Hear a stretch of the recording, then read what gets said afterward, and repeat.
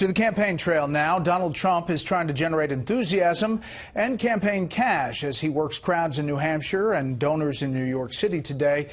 But while the Republican nominee tries to get out his plan for moving the country forward, he continues to defend his management of a situation years ago. Chief political correspondent Carl Cameron is with the Trump campaign tonight in Manchester, New Hampshire. In New Hampshire, where he won his first ever political primary and polls show Hillary Clinton ahead, Donald Trump renewed his post-debate attack on Clinton corruption and scandal fatigue. She put the office of Secretary of State up for sale.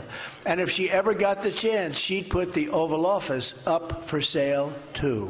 Following Clinton's debate slam on Trump for calling the 1996 Miss Universe, who's now part of the Clinton campaign, Miss Piggy because she gained weight, and Miss Housekeeping for being Latina, Trump fed the firestorm again last night. I saved her job because they wanted to fire her for putting on so much weight, and it is a beauty contest. You know, I mean, say what you want, Bill. I mean, they know what they're getting into. It's a beauty contest.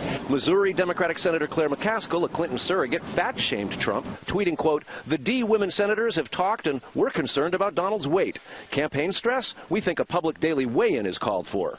During his appearance on Dr. Oz's show earlier this month, Trump acknowledged he'd like to lose 10 to 15 pounds.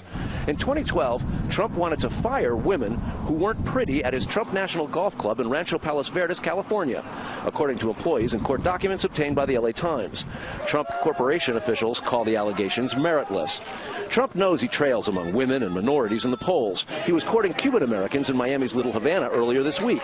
Back in 1998, just before his brief first run at the White House on the Reform Party ticket, Trump Hotels and Casino Resorts paid consultants nearly $70,000, according to Newsweek, to research a potential Trump casino in Cuba, an apparent violation of the U.S. embargo. Traveling in New Hampshire today, Trump denied having ever tried to do business in Cuba, but the Clinton campaign issued a statement saying, quote, "This latest report shows once again that Trump will always put his own business interests ahead of the national interest and has no trouble lying about it." Despite his refusal to release his tax returns, Trump says he was misinterpreted in the debate and did not admit to paying no federal income taxes. First of all, I never said I didn't pay taxes. She said, maybe you didn't pay taxes. Right. And I said, well, that would make me smart because tax is a big payment. But I think a lot of people say that's the kind of thinking that I want running this nation. Okay. Trump's aides wanted to stop talking about Monday's debate and put it in the past, but he complained about it again today, saying he had to fight the moderator throughout the entire event, and the system is rigged. Brett? Carl, thank you.